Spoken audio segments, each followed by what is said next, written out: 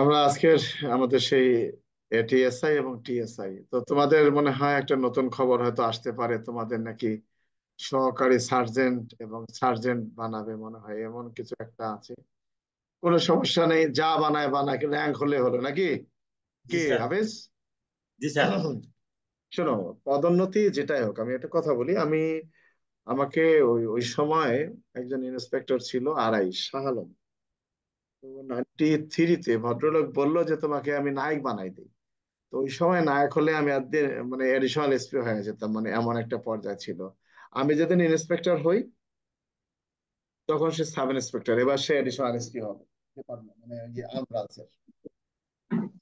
তো rank rank কি তোমার যেটাই হোক, সশস্ত্র শাখা হোক আর যে শাখায় হোক, এখন পরীক্ষা পাশ করতে গেলে তাকে নিজের কিছু কাজ করতে হবে, সেটা পড়াশোনা। এই পড়াশোনার কোনো বিকল্প নেই। তো আমদাদি আমার বই পড়লে হবে না, তোমাকে মূল বই পড়তে হবে এবং বইটাকে তোমার এমন ভাবে পড়তে হবে যে কি বলছে। শোনো, আইনে কোনো রস নাই। একটা মানুষের বয়স থাকে, এখানে আমাদের এখানে কয়েকজন নারী সদস্য আছে, একটা মানুষের বয়স থাকে, যখন প্রেমের গল্প পড়া শুরু করে রাত 2টা বাজে, তারপরও শেষ, এটা শেষ মজা না দেখে আর তার যায় না, পড়তেই থাকে সারা রাত। অথচ আইনের বই, এটা রস নাই, 10 মিনিট পড়লে আর ভাল লাগে না, ঘুম ধরে যায়। শোনো একটা, আমি এখনই প্রমাণ নেই তোমাদের, সবাই তোমরা ক্যামেরা ওপেন করো, ওপেন করে খাটের মধ্যে বসে বসে তুমি পড়া শুরু করো। একটু পরে দেখবা ক্যামেরা বন্ধ করে তুমি লম্বা হয়ে শুয়ে পড়ছো, বালিশটা মাথায় দিয়ে। এরপরে এপার ওপার করে একবার করছো কি, ঘুমায় পড়ে গেছো।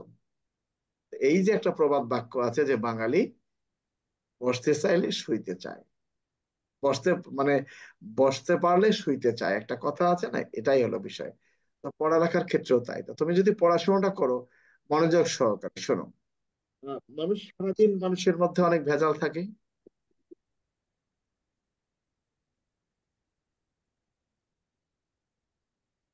তো বিষয়টা হলো যে পড়াশোনা নিজের কাছে, টোটালি নিজের কাছে পড়াশোনা ভালো করে করো। কততে হবে না, তুমি যদি চেষ্টা করো সেই প্রেমের গল্পের মতো, তো আইনটাকে রস করে পড়তে হবে। রস ছাড়া কোনো আইনের আলোচনা হয় না। তোমরা যখন নিজেরা বন্ধু বান্ধব একখানে বসো, তখন একজন আরেকজনকে আইনের কিছু আলোচনা না করে কি করো, কোন নারী পুলিশ ওড়না ছাড়া গেছে, কে প্যান্ট পরে গেছে, আর নাহলে কোন মহিলা কোন দিক দিয়ে, কার ভাবি কি দিয়ে রান্না করছে, এই যে কথাগুলো। আর মেয়েরা কি করবে, কে তারে ফোন দিছে রাতের বেলা, কে তার ভাই, আর চাচা মামা খালা। এগুলো না করে কেউ যদি মনে করে যে না আমাকে প্রমোশনটা নিতে হবে, চেষ্টা করলে পারবে। পুলিশ ডিপার্টমেন্টে একটা জিনিসে বিনা পয়সায় পাওয়া যায়, সেটা হলো প্রমোশন। তো তুমি আমাকে মাসে 500 টাকা দিবা, আমি তোমাকে পড়ালাম, তাই বলে কি তুমি আমার সাথে বেয়াদবি করবা? আমি তো কোনো না বেয়াদবকে স্যার। পড়াবো না, আমি কোনো বেয়াদবকে পড়াবো না। এটা হলো বিষয়। তো এই জন্য অনেকে এগুলো পছন্দ করে না। আবার অনেকে মনে করে যে ধারা এত কম, এটা কি পাশ করা যাবে? যাই হোক, গল্প শেষ। আমরা আজকের আলোচনায় যেটা করব সেটি হলো সিআরপিসির 106 থেকে 10 পর্যন্ত। তো সিআরপিসির 106, 7, 8, 9, 10, এখানে 5টি ধারা আছে। তো সিআরপিসির মধ্যে কিছু কিছু বিষয় আছে। পুলিশ কিন্তু একজন ব্যক্তির মুচলেকা নেয়ার ক্ষমতা সিআরপিসির 106 ধারায় নেই, বা 107, 8, 10 নাই। এটা পুলিশ মুচলেকা নিতে পারবে না। কে নেবেন? আদালত। আদালত কি জন্য নিবেন? অপরাধ করেছে মর্মে না, আগামীতে সে এরকম আর অপরাধ করবে না, কেন সে অপরাধ করবে না মর্মে লিখিত দিবে না, বা অঙ্গীকারনামা করবে না, বা মুচলেকা দিবে না। মুচলেকা কাকে বলে? মুচলেকা হলো অঙ্গীকারনামা, যে আমি এই মর্মে শপথ করতেছি বা এই মর্মে বর্ণনা দিচ্ছি, আগামীতে আমি এই কাজগুলো করব। তো গতকালকে আমরা সর্বশেষ যেটা আলোচনা করেছিলাম, আমাদের সর্বশেষ আলোচনাটা ছিল সিআরপিসির 103 ধারা। 103 ধারার কি বক্তব্য ছিল? 103 ধারার বক্তব্যটা হলো, একজন পুলিশ অফিসার যখন কোনো স্থান তল্লাশি করতে যাবেন, এই তল্লাশি করতে যাওয়ার সময়, অর্থাৎ কোন স্থানে তল্লাশি করার জন্য প্রবেশ করার পূর্বে 2 বা ততোধিক ব্যক্তিকে এই তল্লাশি কাজে উপস্থিত থাকার জন্য তিনি নোটিশ প্রদান করতে পারেন, বা তাকে সমন দিতে পারবেন, বা তার নিকট আবেদন করতে পারবেন, বা তাকে ডাকতে পারবেন। তো জনসাধারণের দায়িত্ব হবে পুলিশের এই তল্লাশি কাজে সাহায্য সহযোগিতা করা। তার মানে পুলিশ কি তল্লাশি কাজে সাহায্যের জন্য সাক্ষী আহ্বান করতে পারেন? হ্যাঁ, পারেন। বা কখন একজন পুলিশ অফিসার গৃহ তল্লাশির ক্ষেত্রে বা কোনো স্থান তল্লাশির ক্ষেত্রে সাক্ষীকে তলব করতে পারে, সেটা সিআরপিসির 103 ধারায় এর বক্তব্য ছিল। আমরা আজকে যেটা আলোচনা করব সিআরপিসির 106 ধারা। সিআরপিসির 106 ধারার মধ্যে এই 6 ধারা যে অধ্যায়টা আছে, এখানে অধ্যায়টা হলো চতুর্থ অধ্যায়। এখানে অধ্যায় নাম্বার হলো 8। এখানে কি বলা হয়েছে? দণ্ডিত হইবার পর শান্তি রক্ষার মুসলেকা। কত ধারায়? 106 ধারা। কাকে? একটা ব্যক্তি কোনো একটা অপরাধে দণ্ডিত হয়েছে, একটা ব্যক্তি কোনো একটা অপরাধে তাকে সাজা দেওয়া হয়েছে, এই ব্যক্তিটা পরবর্তীতে আর ওই ধরনের অপরাধ করবে না মর্মে আদালত তার নিকট একটা অঙ্গীকারনামা চাইতে পারে। সেটি হলো কি দণ্ডিত ব্যক্তির জন্য মুসলেকা। যে ক্ষেত্রে কোনো ব্যক্তি, এখানে এই আমরা এতগুলা পড়তে গেলে তোমরা বুঝবা না, এখানে আহ এই সদাচরণের মুসলেকা, শান্তি রক্ষার মুসলেকা। তো সিআরপিসির 106 এবং 7 এটি হলো শান্তি রক্ষার মুসলেকা, আর 8, 9, 10 সদাচরণের মুসলেকা। এখানে দুই ভাগে ভাগ করা হয়েছে।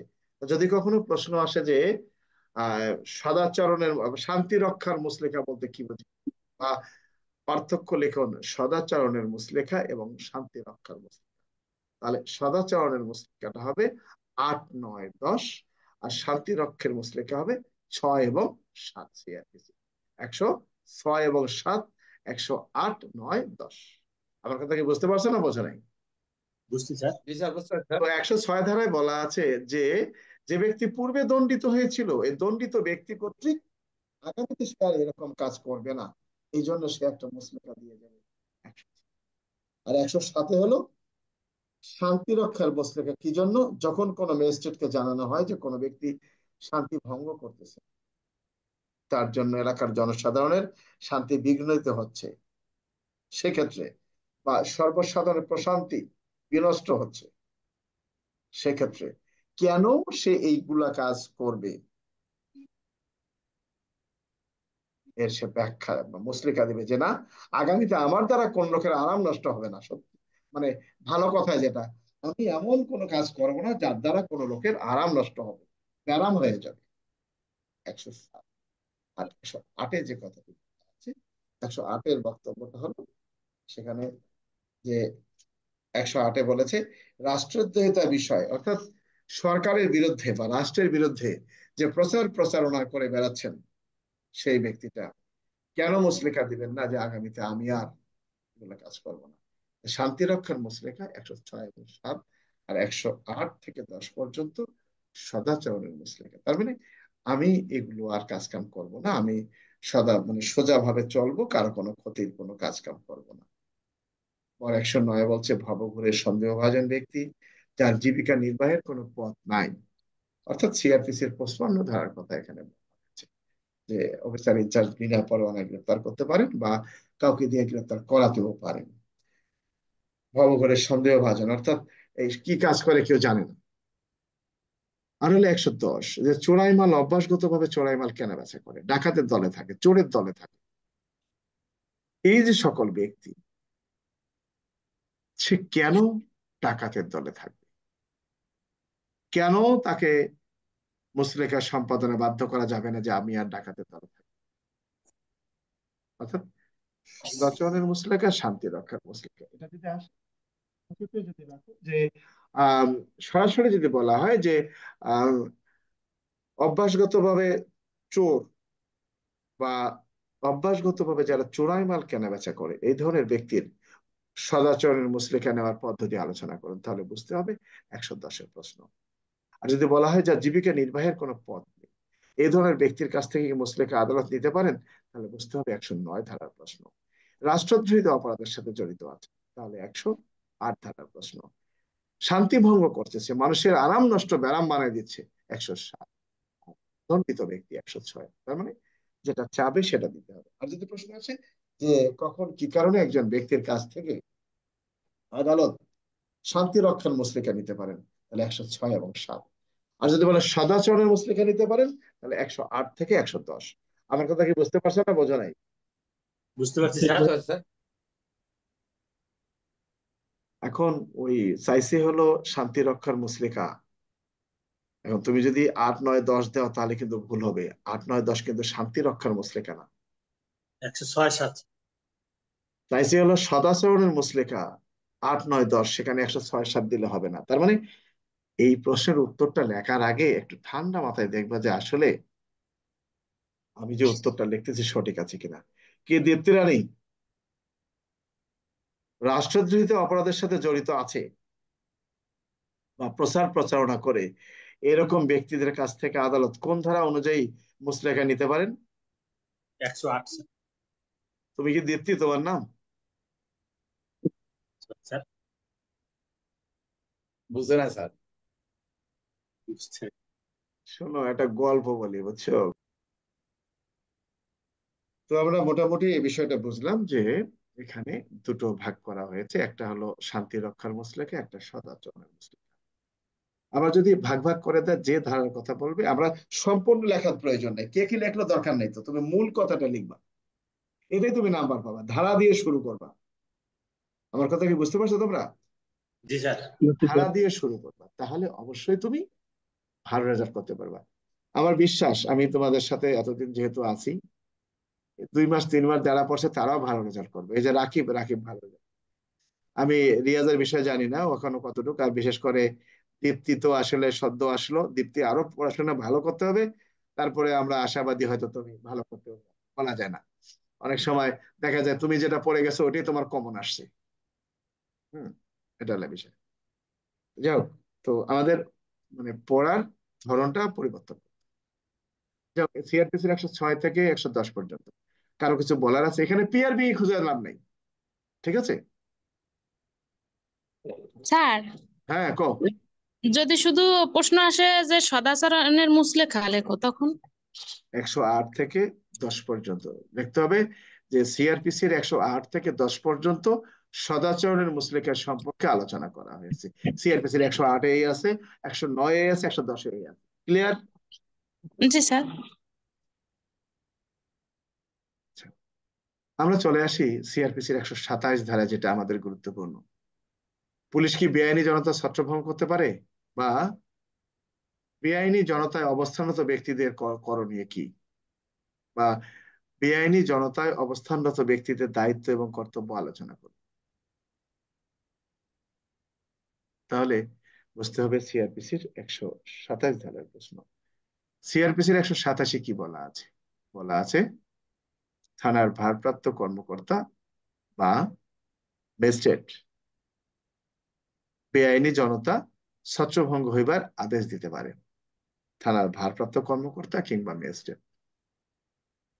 থানার ভারপ্রাপ্ত কর্মকর্তা বা ম্যাজিস্ট্রেটের আদেশ পাওয়ার পরেই বেআইনি জনতায় অবস্থানরত ব্যক্তিদের দায়িত্ব হবে ছত্রভঙ্গ। তার মানে এখানে দুটো প্রশ্ন, যে বেআইনি সমাবেশ ছত্রভঙ্গ হবার আদেশ কে দিতে পারেন? আমরা কোন ধারা লিখবো? 127 স্যার। কি কথা লিখবো? পুলিশ অথবা ম্যাজিস্ট্রেট। আরে ঘোড়ার ডিম, ভালো করে লেখো, মনে করো পরীক্ষার খাতায় লিখতে হবে। সিআরপিসির 127 ধারায় উল্লেখ আছে স্যার, হ্যাঁ, পুলিশ হচ্ছে বেআইনি সমাবেশকে ছত্রভঙ্গ হওয়ার আদেশ দিতে পারে। এটা তো তোমার এই যে হাবিলদারের মতো কথা হইলো। তোমাকে বলতে হবে সিআরপিসির ধারায় উল্লেখ করা আছে পুলিশ কিংবা ম্যাজিস্ট্রেট প্রত্যেকটি বেআইনি সমাবেশ ছত্রভঙ্গ করার আদেশ দিতে পারে। জি স্যার। জনসাধারণ কি বেআইনি সমাবেশ থেকে ছত্রভঙ্গ হইতে বাধ্য? কত ধারা আজাদ?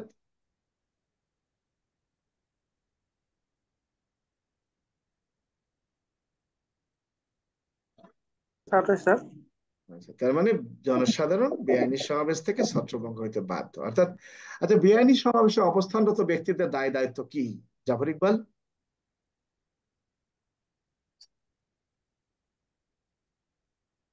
নাজবুল, করণীয় কি? জাফর ইকবাল এখন আলসি হয়ে গেছে, সব মনে হয় মুখস্থ হয়ে গেছে, বুঝতে পারছো? নাজবুল কও।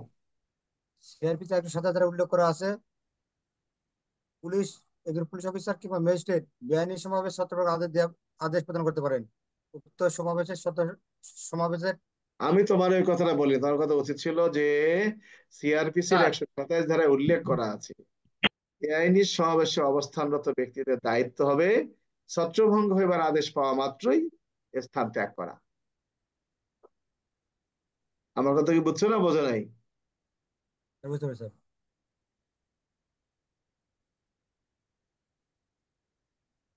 অর্থাৎ বেআইনি সমাবেশে অবস্থানরত ব্যক্তিদের দায়িত্বটা হবে। বুঝতে পারছি স্যার। ভালো কথা। আচ্ছা, আহ বেআইনি সমাবেশে অবস্থানরত ব্যক্তিদেরকে কি বিনা পরোয়ানায় গ্রেপ্তার করা যায়, যদি যায় কখন? বা বেআইনি সমাবেশে অবস্থানরত ব্যক্তিদের পুলিশ কি গ্রেপ্তার করতে পারেন? যদি পারেন তাহলে কখন, কি কারণে পারেন? কি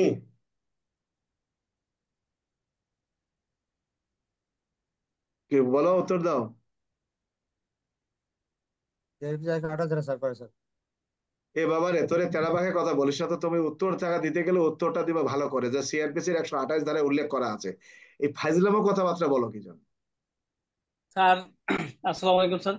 স্যার সিআরপিসি 128 ধারায় বর্ণিত আছে যে সিআরপিসি 127 ধারায় আদেশ পাওয়ার পরও যদি বেআইনি সমাবেশ ছত্রভঙ্গ না হয় তখন আহ, বল প্রয়োগ করা যাবে আহ, হুম। এবং বিনা পরোয়ানায় গ্রেপ্তার করা যাবে। তারপরে তো আমি একজন উম, ঘোড়ার ডিম। প্রশ্ন সামরিক পুলিশ। বেআইনি সমাবেশ ছত্রভঙ্গ করতে পুলিশ কি ব্যবস্থা গ্রহণ করতে পারে?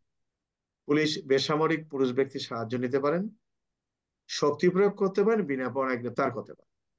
তাহলে যদি কোনো বেআইনি সমাবেশ, যদি প্রশ্ন আসে বেআইনি সমাবেশ ছত্রভঙ্গ হইবার আদেশ দেওয়া সত্ত্বেও যদি বেআইনি সমাবেশে কেউ অবস্থান করে, সেক্ষেত্রে পুলিশ করণীয় দেখতে হবে সিআরপিসির 128 ধারায় উল্লেখ করা আছে। সিআরপিসির 127 ধারা অনুযায়ী যে সমাবেশটি ছত্রভঙ্গ হবার আদেশ দেওয়া হয়েছে, সেটি যদি ছত্রভঙ্গ না হয়, সেক্ষেত্রে তথা উপস্থিত ম্যাজিস্ট্রেট বা থানার ভারপ্রাপ্ত কর্মকর্তা এই বেআইনি সমাবেশটি ছত্রভঙ্গ করিবার নিমিত্তে বেআইনি সমাবেশে অবস্থানরত ব্যক্তিদেরকে বিনা পরোয়ানায় গ্রেপ্তার করতে পারবেন, সামরিক বেসামরিক পুরুষ ব্যক্তির সাহায্য নিয়ে ছত্রভঙ্গ করতে পারবেন, প্রয়োজনে বিনা পরোয়ানায় গ্রেপ্তার করতে পারবেন, শক্তি প্রয়োগ, বিনা পরোয়ানায় গ্রেপ্তার এবং বেসামরিক পুরুষ ব্যক্তির সাহায্য নিতে পারবেন। কথা হলো এটা। এখন টোটালি যদি প্রশ্ন আসে যে একজন পুলিশ অফিসার বেআইনি সমাবেশ ছত্রভঙ্গ করার ক্ষেত্রে কি কি ব্যবস্থা গ্রহণ করতে পারেন, তাহলে আমরা কোন কোন ধারা দেব, রাসেল?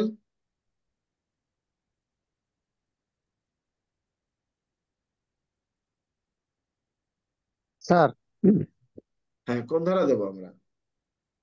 স্যার প্রশ্নটা স্যার আর একবার একটু বলেন। বেআইনি সমাবেশ ছত্রভঙ্গ করিবার ক্ষেত্রে পুলিশ কি কি ব্যবস্থা নিতে পারে? শুধু কি ধারা বলবো নাকি স্যার? আমি তো আগেই বলছি, পরীক্ষার খাতায় যেন তোমার দেখা দেখি একজন লিখতে পারে তোমার কথা শুনে, সেভাবে বলতে। স্যার সিআরপিসি 127 ধারা মোতাবেক ছত্রভঙ্গের আদেশ প্রদান করতে পারে।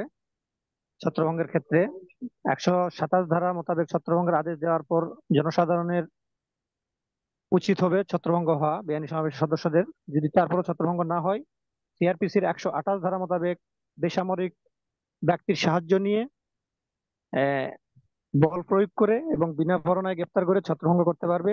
128 ধারা মোতাবেক যদি বল প্রয়োগ করে গ্রেপ্তার করেও ছত্রভঙ্গ করা না যায়, সেই ক্ষেত্রে পেনাল কোডের পিআরবি 153 গ বিধি মোতাবেক এবং পেনাল কোডের 103 এবং 100 ধারা মোতাবেক যদি দেহ ও সম্পত্তির ক্ষেত্রে আক্রমণ হয়, সেক্ষেত্রে পেনাল কোড পিআরবি 153 গ বিধি মোতাবেক আগ্নেয়াস্ত্র ব্যবহার করে ছত্রভঙ্গ করা যাবে। তাহলে তো এভাবে হয় না, কিভাবে লিখবো রাকিব?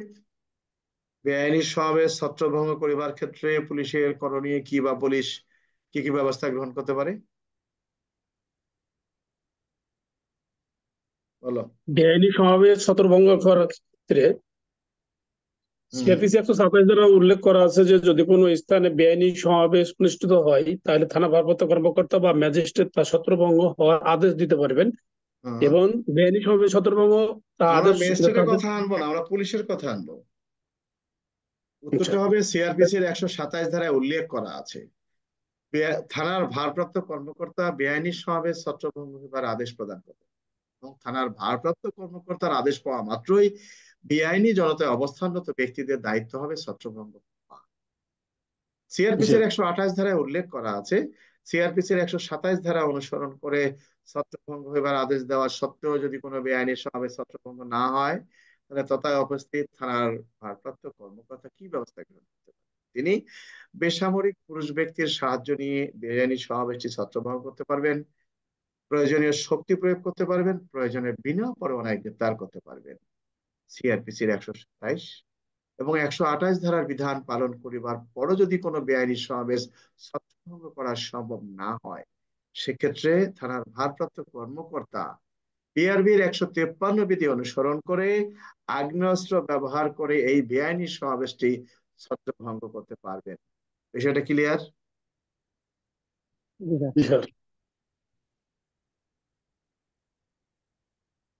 তা একটা প্রশ্নের উত্তর তোমরা কি ঘোড়ার ডিম দেখো কত দেহি। এই জন্য তো ওই যে একটু কইলো আমার হাফিজে যে স্যার তো আরো আসতেছে পরীক্ষার পরে 5 জন, আর পরীক্ষার পরে আল্লাহ কাকে কোথায় রাখে না রাখে এই জন্য তো থাকে না। আমি যে আবার এগুলো পছন্দ করি না, পাতলা পিরিত যেটাকে বাংলায় বলি আমরা। পড়তে হবে, পড়ার কোনো বিকল্প নাই। আমি সহজ পথটা বললাম যে বেআইনি সমাবেশ ছত্রভঙ্গ করিবার ক্ষেত্রে পুলিশ করণীয় কি। পুলিশ 27 ধারা ব্যবহার করবেন, 28 ধারা ব্যবহার করবেন। 27 28 ব্যবহার করার পরে পরিস্থিতি নিয়ন্ত্রণে আনতে পারতেছে না, তখন তো পুলিশ আগ্নেয়াস্ত্র ব্যবহার করতে পারবেন। 153-তে বলা আছে পুলিশ কখন এই বেআইনি জনতা ছত্রভঙ্গ করিবার ক্ষেত্রে আগ্নেয়াস্ত্র ব্যবহার করতে পারেন। আমার কথা কি বুঝতে পারছো না বোঝো নাই? বুঝতে পারছি স্যার। 129 ধারা করব, আর্মি ডাকবো, পুলিশ ডাকবো, তো তুমি আর্মি ডাকে নিয়ে আসো, যাও, তোমার ক্ষমতা আছে। কি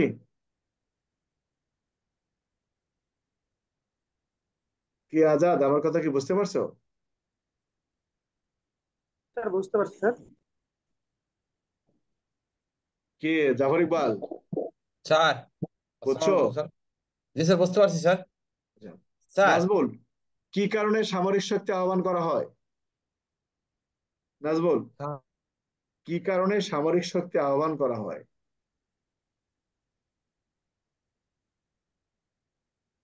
কি বলো? কাজী সোহেল, কি কারণে সামরিক শক্তি আহ্বান সেক্ষেত্রে করা হয়? সেক্ষেত্রে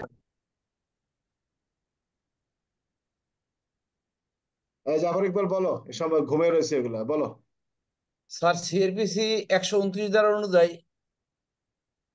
কোনো কোনো উপায় যদি বেআইনি সমাবেশ ছত্রভঙ্গ করা সম্ভব না হয়, কোনো উপায় সেক্ষেত্রে কথাটা হবে না, তোমার কথাটা হবে সিআরপিসির 129 ধারায় উল্লেখ করা আছে সাধারণ পুলিশ সদস্য তারা যদি বেআইনি সমাবেশ ছত্রভঙ্গ করেন না সেক্ষেত্রে সেক্ষেত্রে মেট্রোপলিটন এলাকা হলে মেট্রোপলিটন কমিশনার এবং জেলা মানে ডিস্ট্রিক্ট পর্যায়ে হলে জেলা ম্যাজিস্ট্রেটের জেলা ম্যাজিস্ট্রেট এবং অনুরোধ করবে তোমাকে আহ্বান করা যাবে। এই এই কামে তুমি পাশ করবা না। তোমাকে লিখতে হবে যে সিআরপিসির 129 ধারায় উল্লেখ করা আছে সাধারণভাবে বা সাধারণ পুলিশ দ্বারা যদি বেআইনি জনতা ছত্রভঙ্গ করা না যায় সেখানে যদি পরিস্থিতি এমন হয় যে সামরিক শক্তি আহ্বান করা প্রয়োজন সেক্ষেত্রে মহানগরী এলাকার জন্য পুলিশ কমিশনার এবং অন্যান্য ক্ষেত্রে জেলা ম্যাজিস্ট্রেট সামরিক শক্তি আহ্বান করতে পারে। কি উদ্দেশ্যে সামরিক শক্তি আহ্বান করা হয়?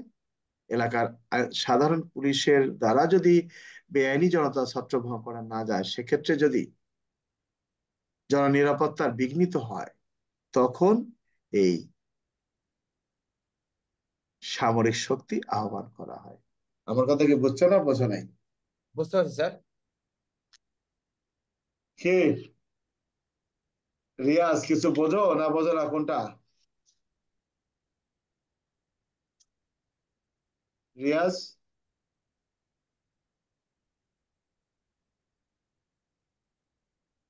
নাই, পালাইছে। দীপ্তি, দীপ্তি কি আছো নাকি? আদাব স্যার, আছে স্যার। কি কারণে সামরিক শক্তি আহ্বান করা হয়? কে সামরিক শক্তি আহ্বান করতে পারে, বা সামরিক শক্তি তলব করার কারণ কি? বলো।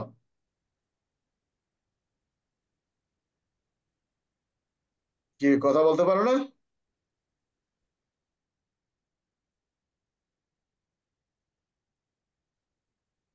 কি পারো না দীপ্তি? রাজলক্ষ্মী বলো তো। স্যার, সিআরপিসি 129 ধারা অনুসারে এরূপ কোনো সমাবেশ যদি অন্য কোনো উপায়ে ছত্রভঙ্গ করা না যায় এবং জননিরাপত্তার জন্য যদি ইহা ছত্রভঙ্গ প্রয়োজন বলিয়া বিবেচিত হয়, তাহা হইলে সর্ব সর্বোচ্চ পদের নির্বাহী ম্যাজিস্ট্রেট অথবা মেট্রোপলিটন এলাকা হইলে পুলিশ কমিশনার সামরিক শক্তি দ্বারা ইহা ছত্রভঙ্গ করা যাইতে পারিবেন।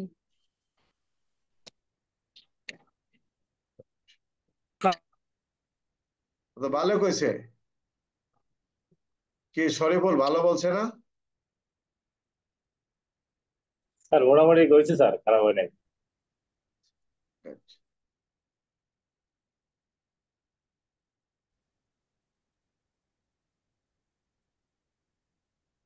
আচ্ছা, আমরা 187, 28 চলে গেলাম, এখানে আমাদের এখানে আর প্রয়োজন নেই।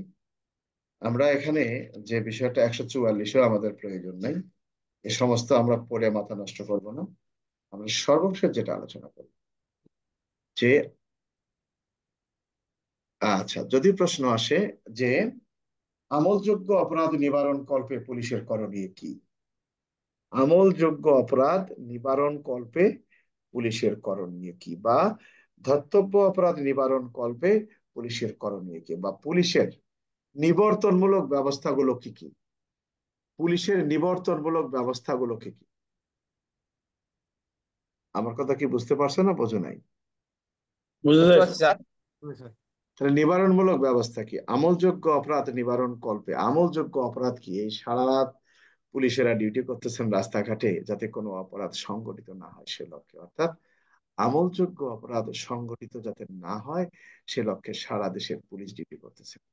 তার মানে কি না হয়, তার মানে অপরাধ সংগঠিত হওয়ার আগে কি ব্যবস্থা গ্রহণ করলে অপরাধটি সংগঠিত হবে না, সেটাকেই বলা হয়, শোনো ভালো করে, তাকায় দেখো, ভালো করে বোঝো, নিবারণমূলক ব্যবস্থা, প্রতিরোধমূলক ব্যবস্থা, পূর্ববর্তী ব্যবস্থা, নিরোধমূলক ব্যবস্থা।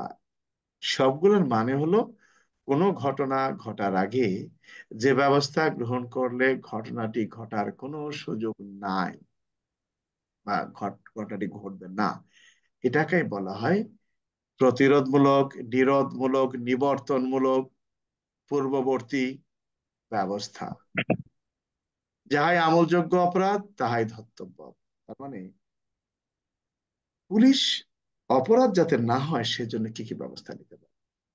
তো সিআরপিসির 149 ধারায় বলা আছে, পুলিশ প্রত্যেকটি আমলযোগ্য অপরাধ নিবারণ কল্পে সাধ্যমতো চেষ্টা, পুলিশের দায়িত্ব হবে আমলযোগ্য অপরাধ নিবারণ করা, অর্থাৎ যাতে কোনো আমলযোগ্য অপরাধ সংগঠিত না হয় সেজন্য প্রয়োজনীয় ব্যবস্থা গ্রহণ করা। এটা বলা আছে সিআরপিসির 149 ধারায়।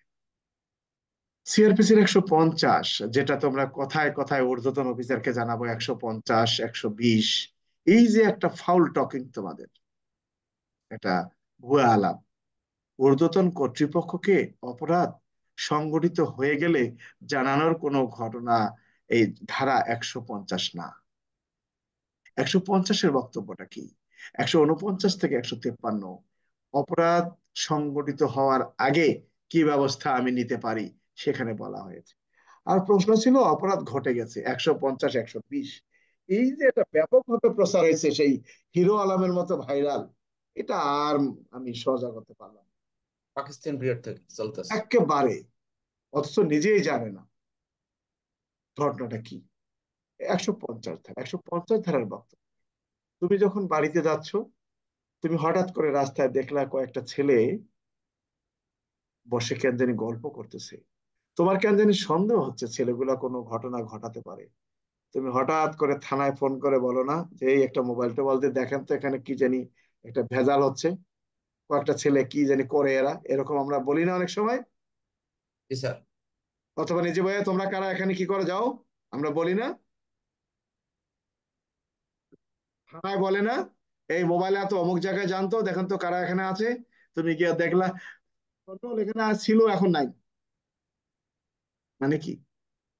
পরে সংগঠিত হতে পারে। কোন পুলিশ অফিসার যদি দেখতে পারেন যে কোনো ব্যক্তিরা আমলযোগ্য অপরাধ সংঘটিত করিবার উদ্দেশ্যে মতলব রাখছে, আমলযোগ্য অপরাধ করে নাই, করার উদ্দেশ্যে ফন্দি ফিকে রাখছে, সলা পরামর্শ করতেছে, তখন ওই পুলিশ অফিসারের দায়িত্ব হবে তিনি যার নিয়ন্ত্রণে তাকে বিষয়টি জানানো, বা ওই স্থানটি যে কর্মকর্তা তাকে বিষয়টি অবহিত করা।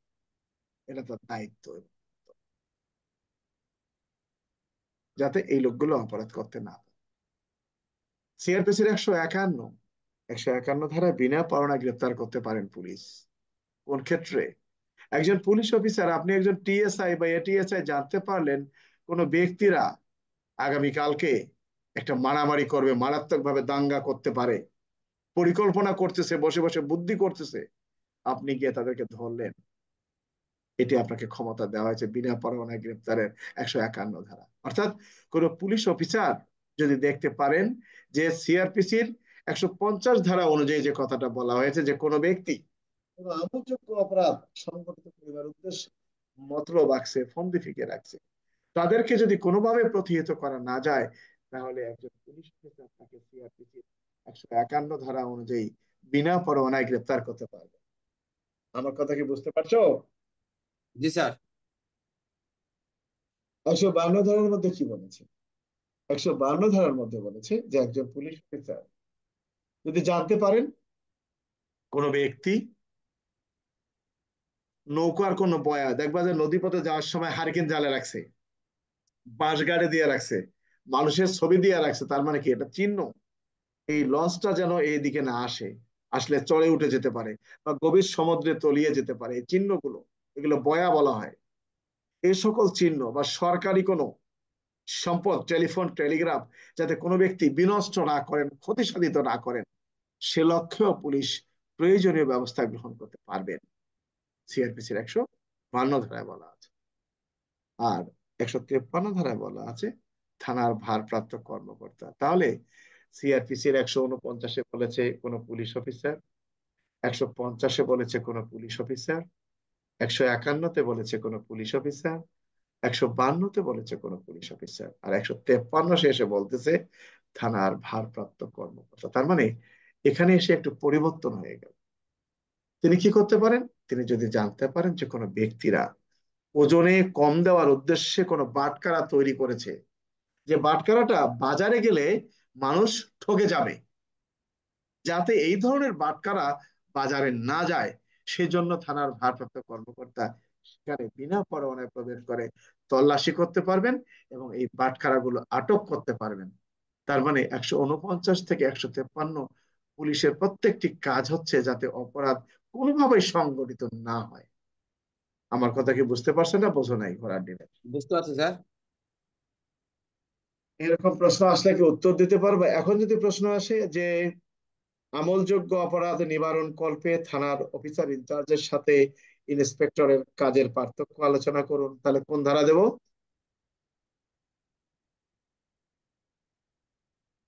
সিআরপিসি 149 থেকে 152 পর্যন্ত স্যার।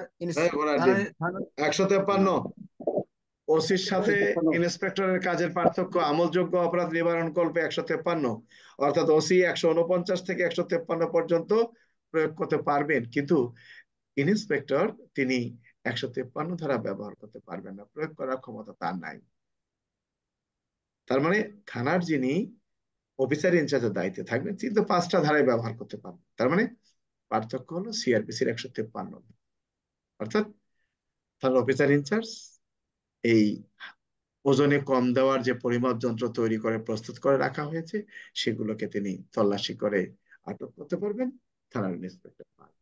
তফাৎ হলো এইটুকুই। অর্থাৎ থানার ইন্সপেক্টর সিআরপিসির 149 থেকে 152 পর্যন্ত ব্যবহার করতে পারবেন, আর থানার অফিসার ইনচার্জ তিনি 149 থেকে 153 পর্যন্ত ব্যবহার করতে পারবেন, অর্থাৎ প্রয়োগ করতে পারবেন। আমার কথা ক্লিয়ার? জি স্যার, স্যার ক্লিয়ার এটুকু স্যার। লিখলে হবে স্যার? যদি প্রশ্ন আসে থানার ইন্সপেক্টরের সাথে অফিসার ইনচার্জের কাজের পার্থক্য শুধু এটুকুই। শোনো, এই সমস্ত বিভিন্ন গাইডে দেখবা অফিসার ইনচার্জ মামলা রেকর্ড করতে পারে, ইন্সপেক্টর পারে না, অফিসার ইনচার্জ বেআইনি সমাবেশ ছত্রভঙ্গ করতে পারে, অমুক পারে না, এগুলো ভুয়া। কারণ অধ্যায়টাই হলো আমলযোগ্য অপরাধ নিবারণ।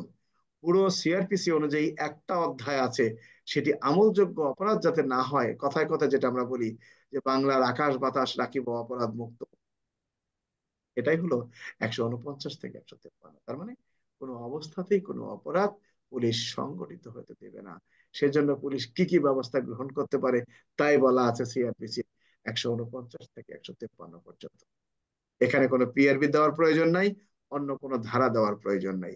কিছু কিছু দুষ্ট প্রকৃতির লোক আছে, সিআরপিসি 54 ধারায় গ্রেপ্তার করে নাকি অপরাধ নিবারণ করা যায়, 34 ধারায় গ্রেপ্তার করে নাকি অপরাধ নিবারণ করা যায়, এগুলো ছাগল মার্কার লোক জানে না। আমার কথা কি বুঝতে পারছো? জি স্যার, বুঝতে পারছি স্যার। গাইডে বিভিন্ন ধরনের অনেক কিছু লেখা ওই স্যার, গাইড যা বলবো।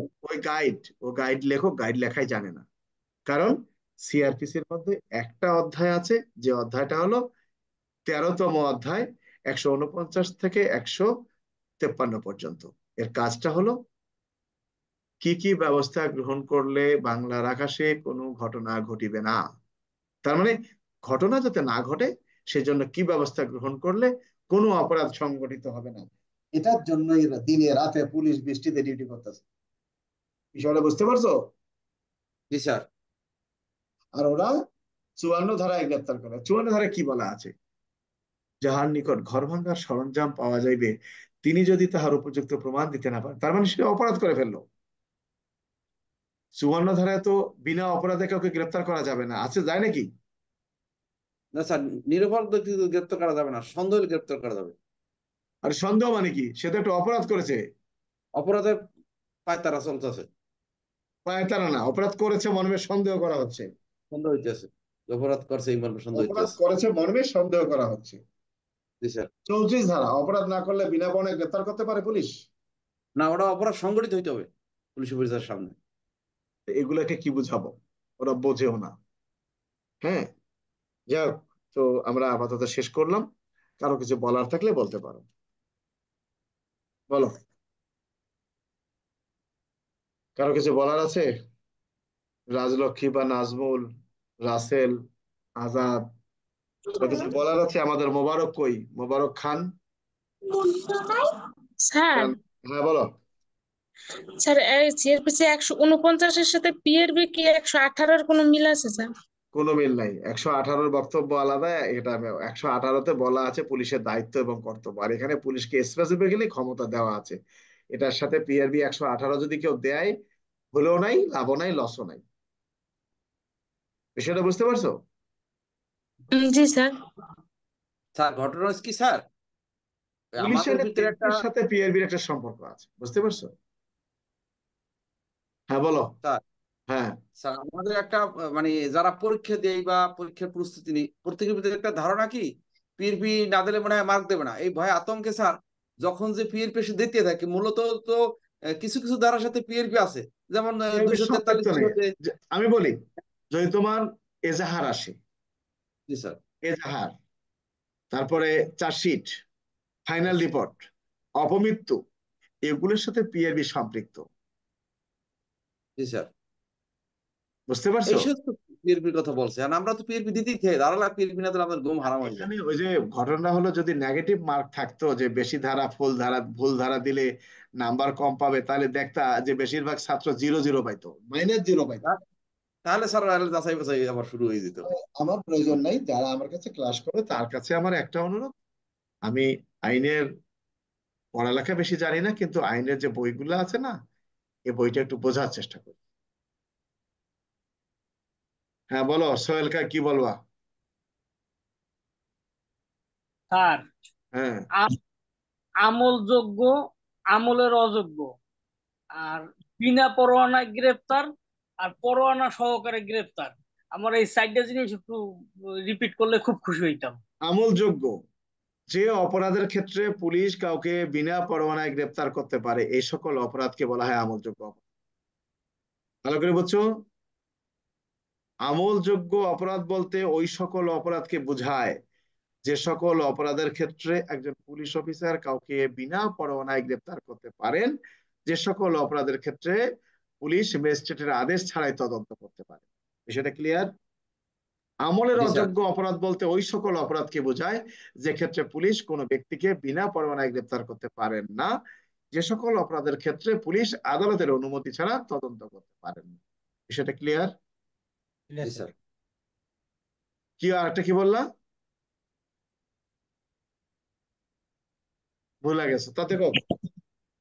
স্যার পরোয়ানা সহ গ্রেপ্তার আর পরোয়ানা ব্যতীত গ্রেপ্তার, মানে বিনা পরোয়ানায়। বিনা পরোয়ানায় গ্রেপ্তার সিআরপিসি 54 ধারা, আর পরোয়ানা সহ গ্রেপ্তার সিআরপিসির 75 ধারা। অর্থাৎ যে পরোয়ানা বলে একজন ব্যক্তিকে গ্রেপ্তার করে আদালতে হাজির করা যায়, সেটাই হলো পরোয়ানা বলে গ্রেপ্তার। অর্থাৎ একজন ব্যক্তিকে গ্রেপ্তার করে আদালতে হাজির করিবার নিমিত্তে আদালত যে আদেশনামা প্রেরণ করেন, সেটি হলো গ্রেপ্তারি পরোয়ানা বা পরোয়ানা বলে গ্রেপ্তার। আর যে ক্ষেত্রে পুলিশ কোনো ব্যক্তিকে পরোয়ানা ব্যতীত গ্রেপ্তার করতে পারেন, সেটি হলো বিনা পরোয়ানায় গ্রেপ্তার। বিষয়টা বোঝা গেছে? জি স্যার। তো ঠিক আছে, সবাই ভালো থাকো, কালকে কথা হবে। সাবেদুল, জি স্যার। দেরি করলা কেন? হ্যাঁ,